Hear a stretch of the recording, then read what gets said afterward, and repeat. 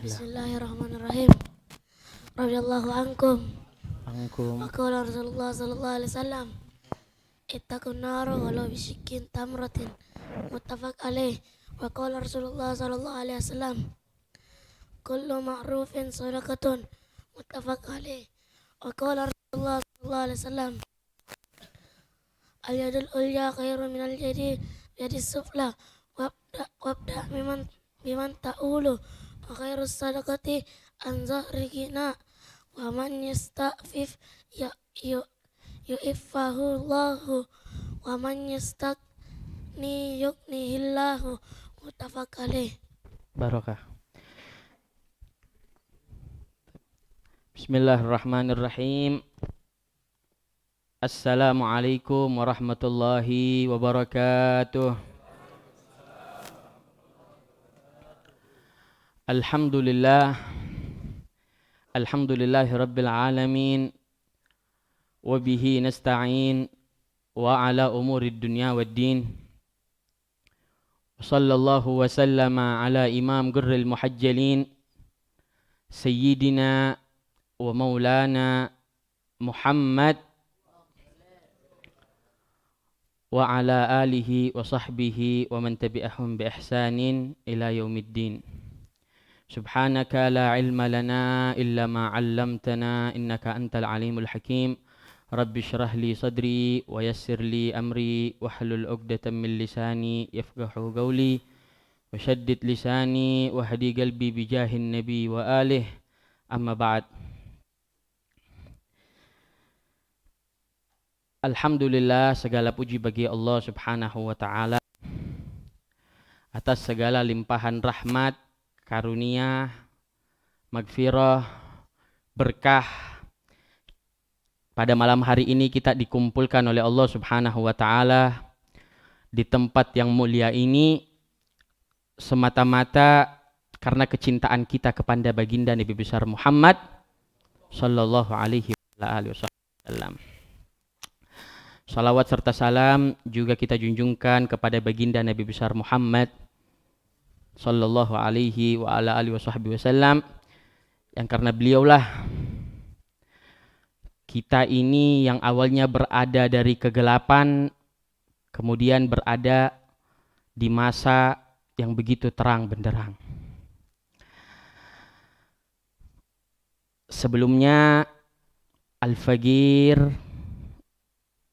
sangat tidak pantas berdiri di depan antum, atau mau dibilang nasehatin antum sama sekali tidak pantas, karena yang hadir jauh lebih mulia, yang duduk jauh lebih afdol. Belum lagi di kiri dan kanan saya ada orang tua saya, yang beliau ini jauh lebih panjang umurnya, ya, jauh lebih berpengalaman. Tetapi tadi pagi Al-Fagir ditelepon oleh sahibul fadilah Al-Habib Hussein bin Ahmad Al-Hamid untuk menggantikan beliau, karena beliau sekarang sedang berada di safari dakwah di bumi Kalimantan. Semoga dakwah beliau dimudahkan oleh Allah Subhanahu wa ta'ala, diberikan panjang umur, diberikan kesehatan, dan semoga dakwanya mendapatkan perhatian dari kakeknya baginda Nabi besar Muhammad sallallahu alaihi wa ala alihi wasallam. Yang saya hormati dan yang saya tuakan para habaib, khususnya sahibul bait Al-Habib Ahmad bin Ali Al-Hamid, kemudian Al-Habib Rifai Al-Kaf. Semoga Allah Subhanahu wa ta'ala memanjangkan umur-umur beliau, memberikan kesehatan, melancarkan segala urusan beliau, urusan dunia, urusan akhirat, dan didekatkan kepada kakeknya baginda Nabi besar Muhammad sallallahu alaihi wasallam. Karena memang para habaib ini Mereka adalah corong-corongnya Nabi Muhammad. Artinya apa? Adanya para habaib di zaman kita sekarang ini, mereka kalau kita mau bahasakan dengan gampangnya, mereka ini CCTV-nya Nabi Muhammad. Karena Rasulullah SAW bersabda di dalam hadisnya, urkubu Muhammadan fi ala baiti. Carilah Nabi Muhammad SAW, segala sesuatu yang berkaitan dengan Nabi Muhammad itu di keluarganya. Ya. Jadi kalau kita ingin mendapatkan kecintaan Nabi Muhammad sudah tidak ada. Jasadnya bersama kita sudah tidak ada. Tetapi masih ada keluarga Nabi Muhammad, cucu Nabi Muhammad. Inilah kesempatan kita. Karena Nabi Muhammad juga ini sama seperti kita manusia. Ya. Kita manusia biasa itu kira-kira sayang tidak sama anaknya? Pak, sebagian mungkin di sini sudah berjenggot, saya alhamdulillah belum. Mungkin rata-rata sudah beranak, betul? Kira-kira kita cinta tidak, sayang tidak sama anak kita? Sayang. Melakukan yang terbaik demi anak kita. Tapi biasanya kalau anak sudah melahirkan anak lagi atau cucu, biasanya kakek itu lebih sayang ke anaknya apa ke cucunya? Bagaimana Habib? Cucunya. Nabi Muhammad SAW pun begitu. Dan adanya habaib di tengah-tengah kita juga ini menjadi ujian. Kenapa? Karena habaib juga manusia. Habaib juga bisa salah. Oleh karenanya jangan memandang sisi manusiawinya, tetapi pandang bahwasanya di dalam diri mereka ada darah baginda Nabi besar Muhammad sallallahu alaihi wa ala alihi wasallam. Dan juga yang menjadi para habaib itu juga menjadi suatu tanggungan bagi mereka. Kenapa? Karena mereka diberikan nikmat oleh Allah Subhanahu wa taala. Kan nikmat menjadi habaib itu bukan nikmat yang diusahakan, bukan. Nikmat wahbi, dari lahir sudah menjadi keturunan Rasulullah SAW. Tetapi mereka membawa tanggungan. Tanggungannya apa? Segala sesuatu yang mereka lakukan itu pasti akan ditolak ukurkan dengan Nabi Muhammad SAW. Sehingga mereka, kalau misalnya umat Islam dituntut untuk mengikuti Nabi Muhammad, habaib harus jauh lebih mengikuti baginda Nabi besar Muhammad SAW. Kalau misalnya orang-orang menuntut ilmu Nabi Muhammad SAW, maka habaib harus lebih untuk menuntut ilmu yang memang diwariskan oleh kakeknya Rasulullah SAW. Juga yang saya muliakan para asatid, ya, serta para talibul ilm, karena mereka ini adalah pewaris baginda Nabi besar Muhammad SAW. Mulia di sisi baginda Rasulullah SAW, itu mulia, pewarisnya Rasulullah SAW.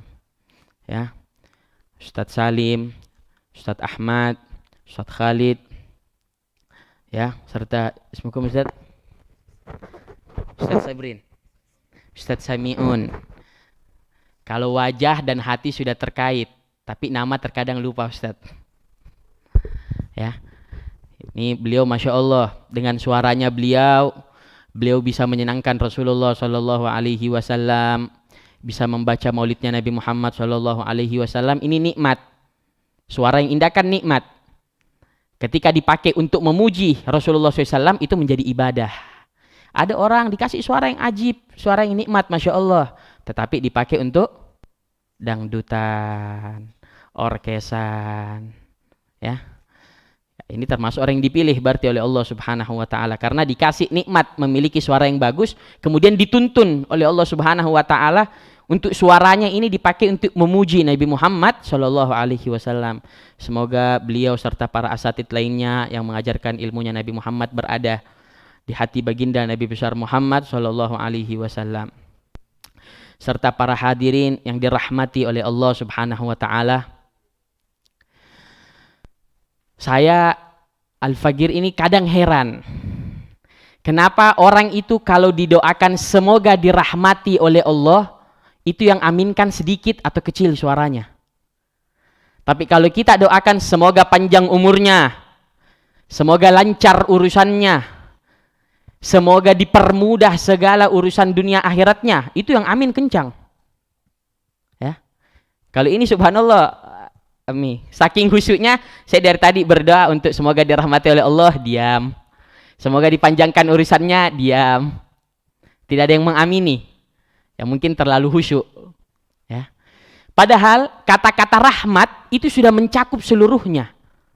Kalau kita doakan semoga antum dirahmati oleh Allah subhanahu wa ta'ala, itu sudah termasuk antum diberikan rezeki yang lancar, urusan yang mudah, umur yang panjang, harta yang berkah. Itu semua ada di rahmat Allah subhanahu wa ta'ala. Makanya Islam itu mudah. Kalau ketemu orang, cuman dianjurkan untuk salam. Assalamualaikum warahmatullahi wabarakatuh. Selamat bagi kamu, rahmat bagi kamu, serta berkah bagi kamu. Ini 3 kata tapi mencakup seluruh yang kita punya di muka bumi. Keselamatan. Siapa yang tidak mau selamat di muka bumi? Rahmat. Harta yang berkah, anak yang banyak, anak yang soleh, umur yang panjang. Itu kan semua rahmat dari Allah subhanahu wa ta'ala. Rahmat ini bahasa Arab artinya kasih sayang. Kasih sayang. Kalau kita bisa menyayangi istri kita, kita bisa menyayangi anak kita, itu rahmat dari Allah subhanahu wa ta'ala. Wa barakatuh, dan berkah. Ya, segala sesuatu itu kalau tidak berkah, tidak ada artinya. Orang punya harta 1 miliar, tapi kalau tidak berkah, tidak tahu kemana itu harta. Terbuang begitu saja. Kalau kita pikir-pikir kemana semua hartaku, ternyata dipakai buat ini, buat itu, sesuatu yang tidak manfaat. Tetapi orang kalau berkah, walaupun sedikit, itu manfaat. Ternyata dipakai untuk bersedekah, ternyata dipakai untuk membantu orang, ternyata dipakai untuk membantu agama Allah. Ada keberkahan. Ada keberkahan. Dan keberkahan itulah kemudian yang membuat hidup kita itu bahagia. Makanya doanya orang Islam itu luar biasa.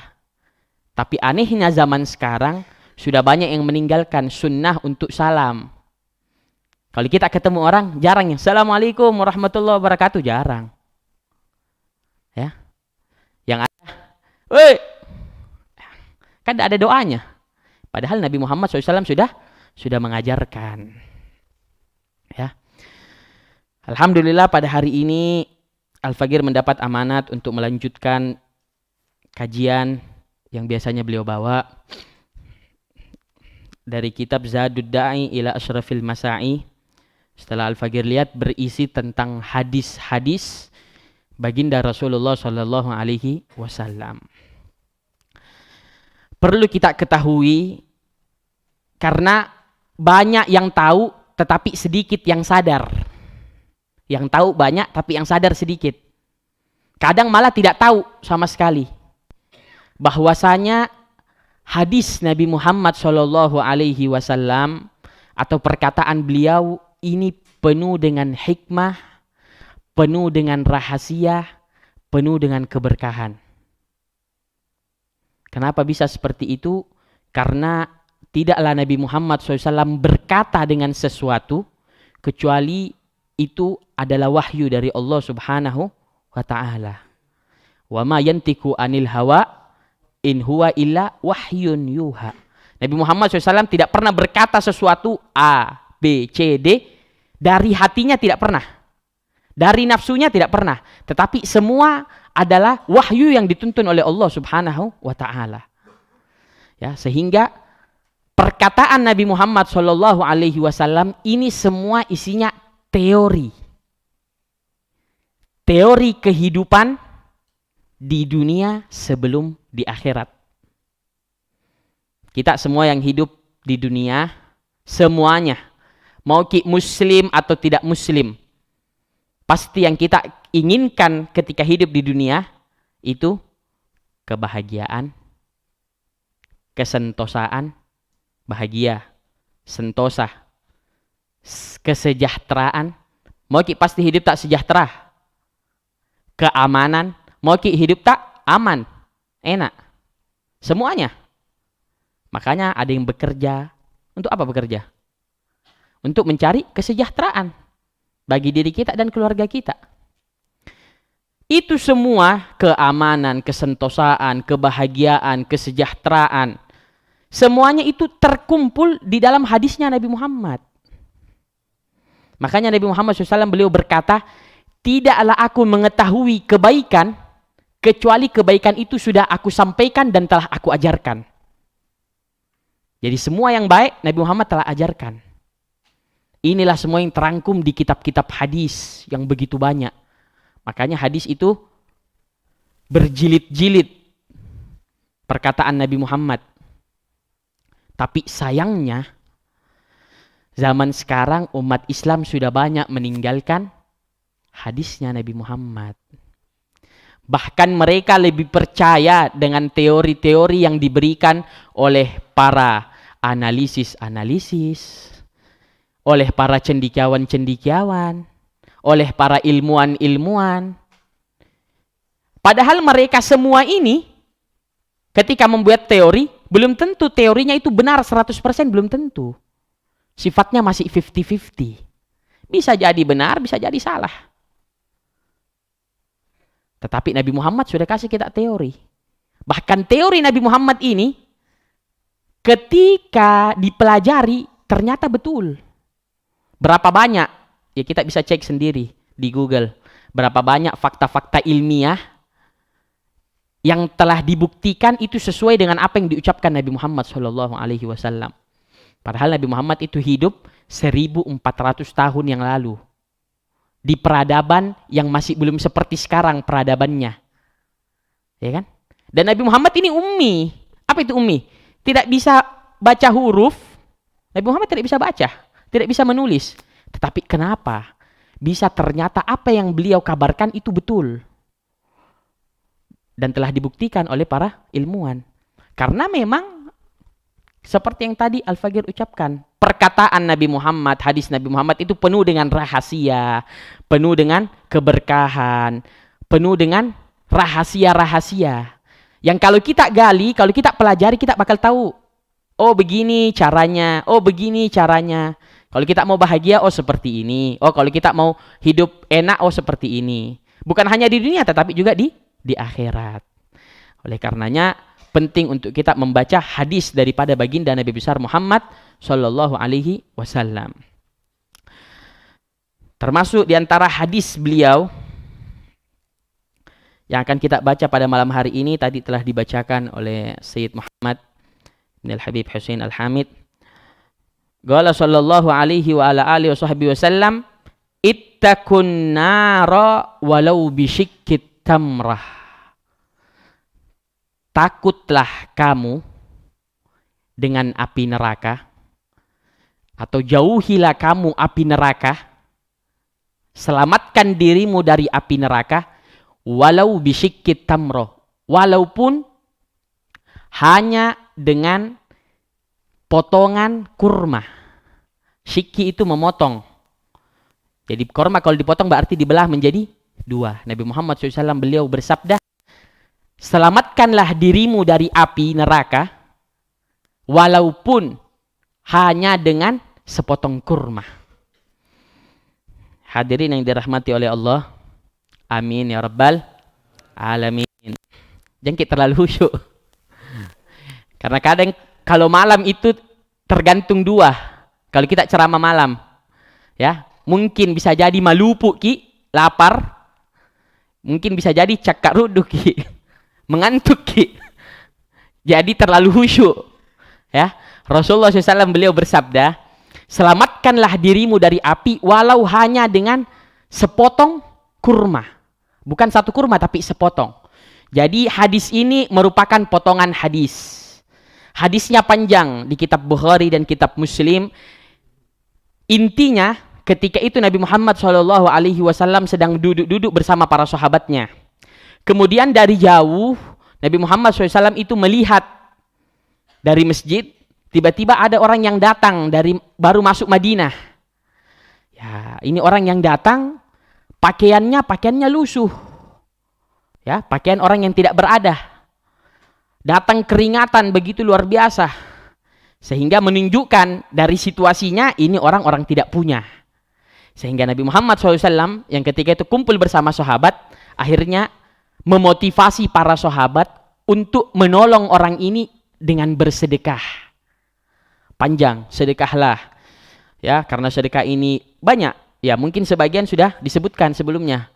Sedekah ini bisa mengkabulkan hajat. Sedekah ini bisa memancing rahmat Allah Subhanahu wa taala.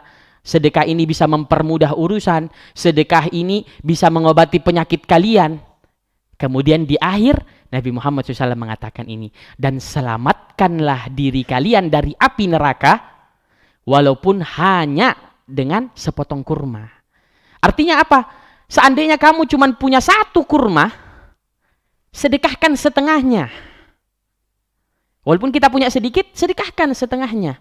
Karena itu bisa menyelamatkan diri kalian daripada api neraka. Jadi ini konsep teori dari Nabi Muhammad SAW. Kenapa Nabi Muhammad sampai mengatakan selamatkan diri kalian dari api neraka? Karena memang keadaan nanti di hari hisab begitu luar biasa. Sampai di satu hadis yang panjang Nabi Muhammad SAW beliau menjelaskan, ya, tentang kejadian keadaan ketika orang berada di padang mahsyar. Panjang hadisnya. Ya. Hadisnya panjang. Intinya ketika itu keadaan manusia betul-betul sengsara. Ya. Karena ketika itu manusia semuanya dari zaman Nabi Adam sampai makhluk yang paling terakhir itu dikumpulkan oleh Allah Subhanahu wa taala di satu lapangan yang begitu luas. Itulah kemudian yang kita kenal dengan padang mahsyar. Seluruh manusia dikumpulkan. Sekarang kalau kita di Makassar, ya ini mungkin yang hadir tidak sampai 1/10-nya orang Makassar. Seluruh orang Makassar yang hidup satu zaman sama kita ini, ya, kita kumpulkan di Karebosi. Kira-kira full apa tidak Karebosi? Full. Habis gitu kita kumpul jam 12 siang. Kira-kira keringat apa tidak? Jangan kita tanya. Berebutan, ada yang berteduh di bawah pohon, ya kan? Belum lagi ada yang cari penjual es, ya, panas. Ketika hari mahsyar itu seluruh makhluk dari zaman Nabi Adam alaihi salatu wassalam wa ala nabiyina afdhalus salatu wassalam hingga manusia yang paling terakhir itu dikumpulkan di padang mahsyar dalam keadaan tidak berbusana. Dalam keadaan tidak berbusana. Hari ini kita kumpul masih berbusana, itu panasnya matahari masih sampai, maaf kadang bahasa kita punya ketek. Iya kan? Itu tidak berbusana manusia. Dan itu dikatakan di dalam hadis tersebut bahwa jarak antara matahari dengan manusia ketika itu di dalam hadisnya gadra mil. Mil di dalam bahasa Arab artinya ada dua. Bisa jadi mil itu 1 mil, 1 mil ukuran jarak. Ya. Mil itu juga artinya kita tahu celak. Celak itu kan ada besinya yang dipakai untuk sifat mata. Itu bahasa Arabnya mil. Yang meriwayatkan hadis beliau mengatakan saya tidak tahu. Yang dimaksud oleh Nabi Muhammad mil itu apakah jarak atau seperti celak. Jadi jarak antara matahari itu 1 mil. 1 mil begini tidak tahu atau 1 mil jarak. Intinya begitu amat sangat dekat di atas kepala tak. Kalau sekarang kita hidup di Makassar, ya ini kan Makassar kadang ada orang bilang mataharinya 2 karena panas. Ya. Itu masih bermil-mil matahari, itu kadang masih kepanasan masih keringat. Nanti di padang mahsyar itu luar biasa. Begitu amat dekat, sehingga manusia itu keringatan. Ada yang keringatnya sampai mata kakinya, ada yang keringatnya sampai lututnya, ada yang keringatnya sampai pusarnya, ada yang keringatnya sampai lehernya, ada yang sampai tenggelam karena keringatnya. Tergantung amal perbuatannya. Sehingga seluruh manusia itu sudah tidak kuat dengan keadaan seperti itu hingga meminta, ya Allah, orang-orang kafir itu meminta, ya Allah, pindahkanlah kami dari keadaan seperti ini untuk langsung masuk ke api jahanam. Dia tidak tahu kalau api jahanam itu lebih parah. Karena sudah parah keadaan manusia. Ya.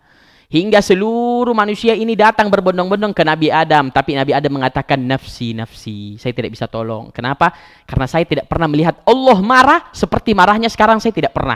Saya takut. Coba ente datang kepada Nabi Nuh. Datang kepada Nabi Nuh.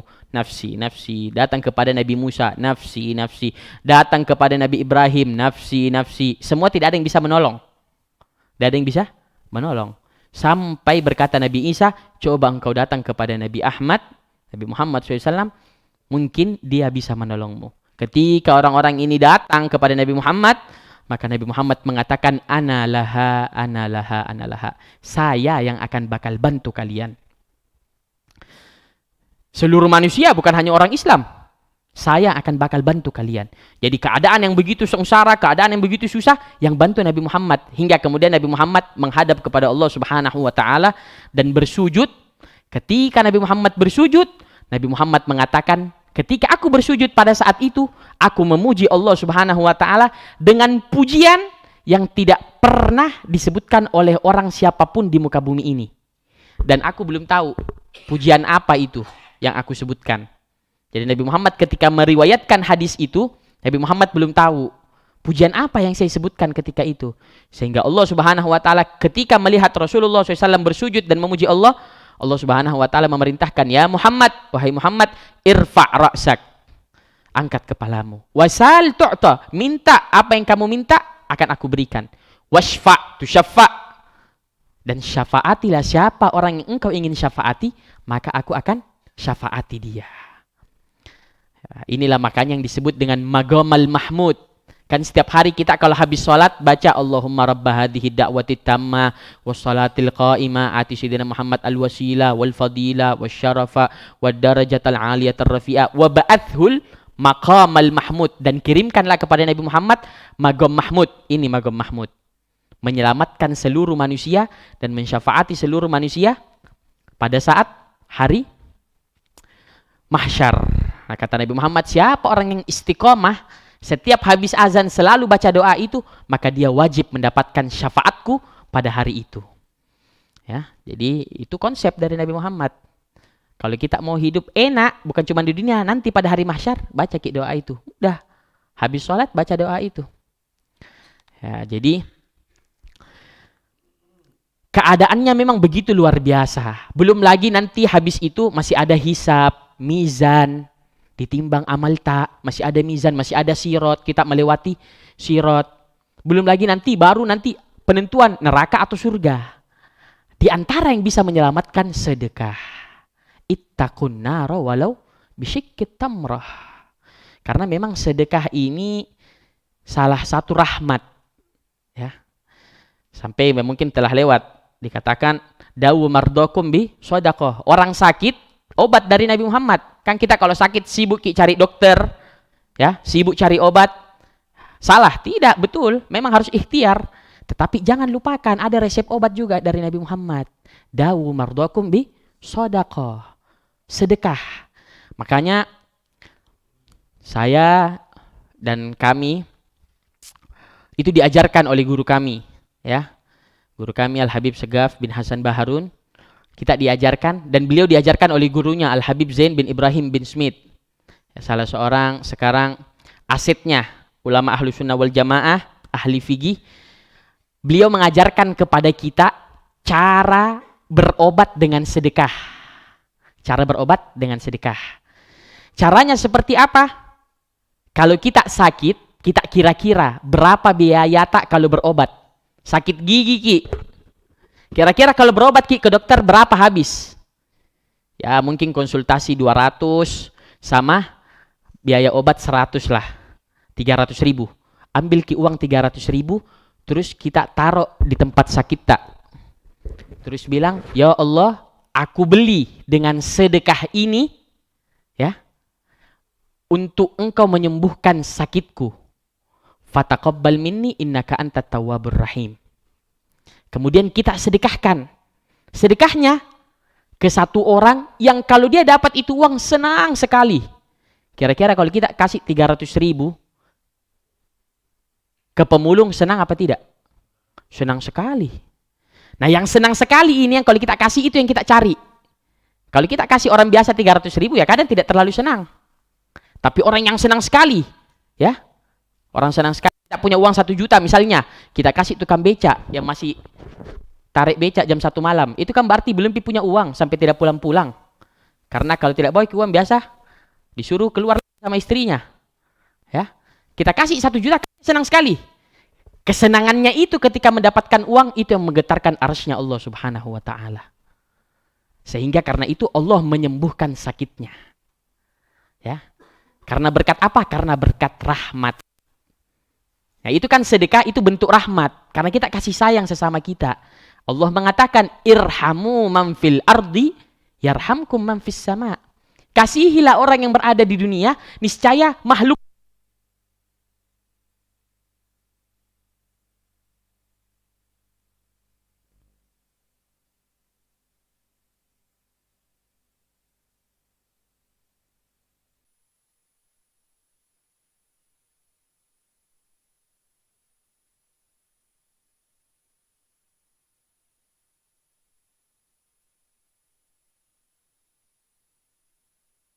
istri sakit, memang sakitnya parah. Ya, waktu itu lagi gencar-gencarnya COVID. Sehingga masuk rumah sakit, tidak ada orang kena COVID di rumah sakit itu kecuali kalau pulang pakai peti. Ya. Nah, ini sudah tanda-tanda juga. Sehingga saya punya guru itu jual mobilnya. Untuk apa?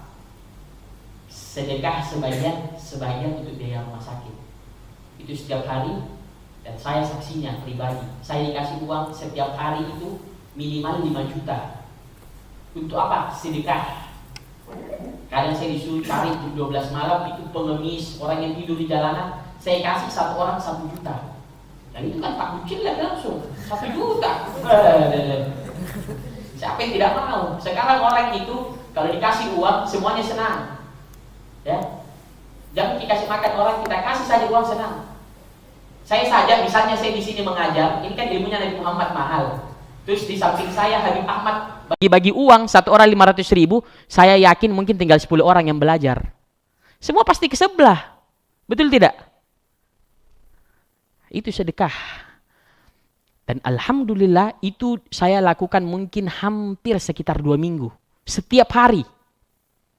Sampai beliau jual mobilnya. Setiap hari cari. Ya bukan 1 juta dikasih setiap ketemu orang 100.000 ya. Kadang orang masih 100.000. Tapi 1 orang kita kasih 1 juta. Wah, luar biasa. Ini orang yang tidur tidak punya rumah. Pernah lagi tukang becak saya dapati jam 2 malam. Masih tidur di atas becaknya di Pasuruan, Jawa Timur. Saya kasih. Ya karena saya juga sudah mengantuk jam 2 malam. Jadi sisa uang 3 juta saya kasih 3 juta itu semua ke dia. Ya memang sudah rezekinya mungkin. Itu sampai dia menangis-nangis. Ya, tetapi bukan uang saya kan, jadi saya tidak merasa bangga. Saya kan juga buang orang yang saya bagikan. Subhanallah, ternyata istrinya saya punya guru itu sembuh. Alhamdulillah masih panjang umur sampai sekarang. Jadi keberkahan sedekah itu memang ada. Ya, keberkahan daripada sedekah. Jadi memang kenapa Nabi Muhammad itu menganjurkan kita untuk sedekah, bahkan Nabi Muhammad bahkan para salafun sholihin itu melarang kita untuk menolak pengemis. Kalau ada pengemis datang, apa yang kita punya? Walau bisyikit tamroh, kita punya 1 kurma, kita kasih setengah. Cuman kadang pengemis sekarang kalau dikasih sedikit marah-marah.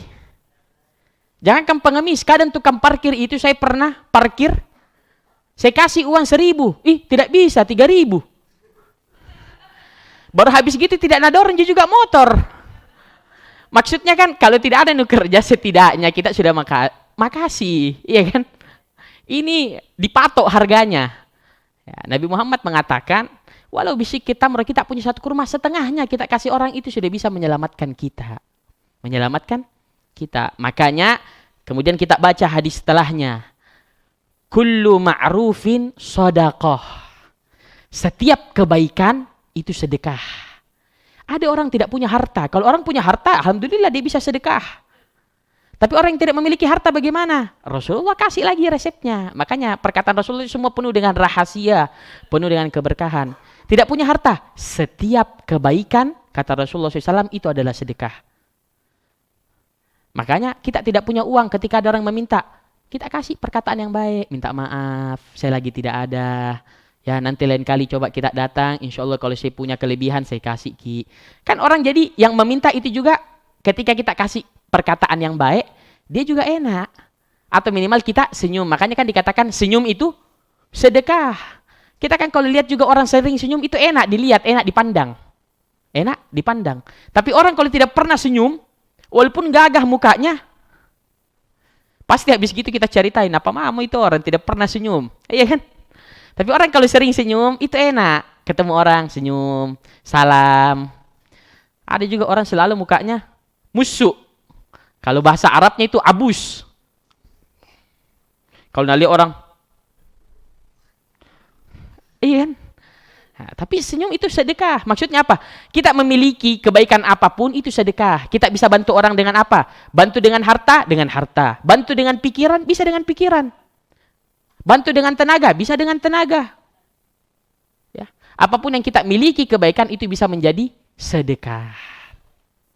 Makanya termasuk nikmat yang paling besar itu adalah orang dijadikan orang yang kaya, tetapi kekayaannya dipakai untuk jalan Allah Subhanahu wa taala. Itu nikmat yang paling besar. Apalagi zaman sekarang. Ya. Tetapi tidak semua orang kaya diberikan taufik oleh Allah Subhanahu wa taala untuk menginfakkan hartanya di jalan Allah Subhanahu wa taala. Jadi makanya harta itu bisa menjadi, harta kan itu dohirnya nikmat. Harta itu dohirnya nikmat. Tetapi bisa jadi itu ujian. Kira-kira kita bersyukur dengan harta atau tidak? Kita infakkan di jalan Allah atau tidak? Ya. Nabi Ibrahim alaihi salatu wassalam ketika membangun Ka'bah, Nabi Ibrahim ketika membangun Ka'bah dibantu oleh anaknya Nabi Ismail, ketika selesai membangun Ka'bah, itu Nabi Ibrahim di setiap sudutnya Ka'bah itu sholat 1000 rakaat. Sholat 1000 rakaat. Habis gitu Allah berfirman kepada Nabi Ibrahim, wahai Ibrahim, alangkah bagusnya ibadahmu yang engkau perbuat, sehingga engkau sholat 1000 rakaat di setiap sudut masjidku, Baitullah, Ka'bah.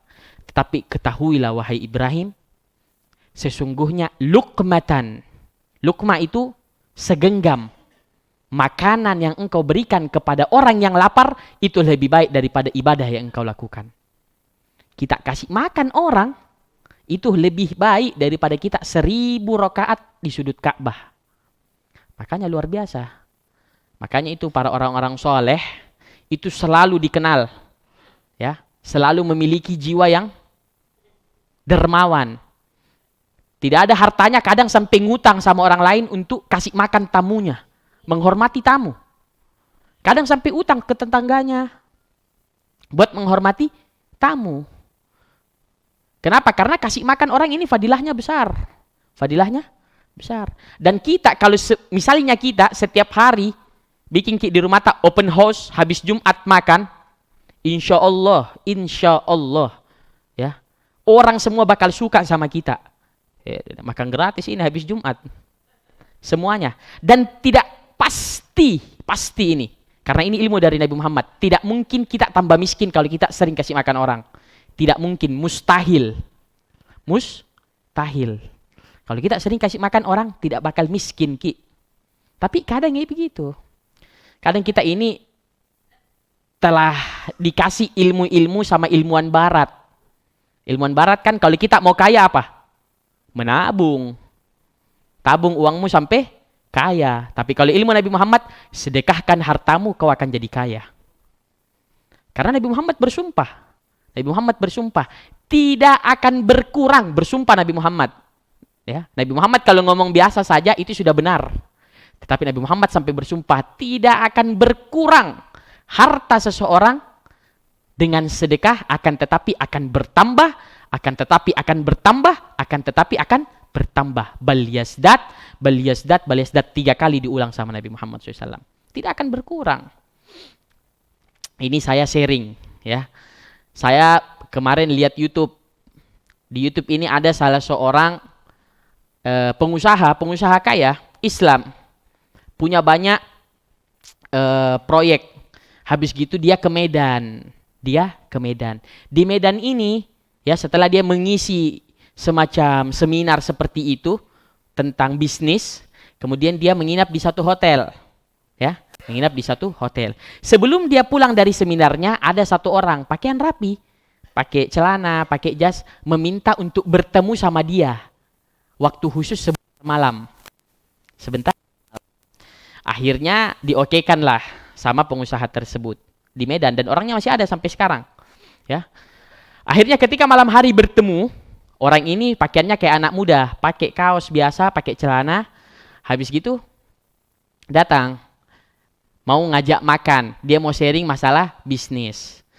Akhirnya sebelum dia keluar dari hotel ditanya sama orang tersebut yang tadi ajak dia makan, bagaimana hotelnya Pak? Bagus, bagus ya.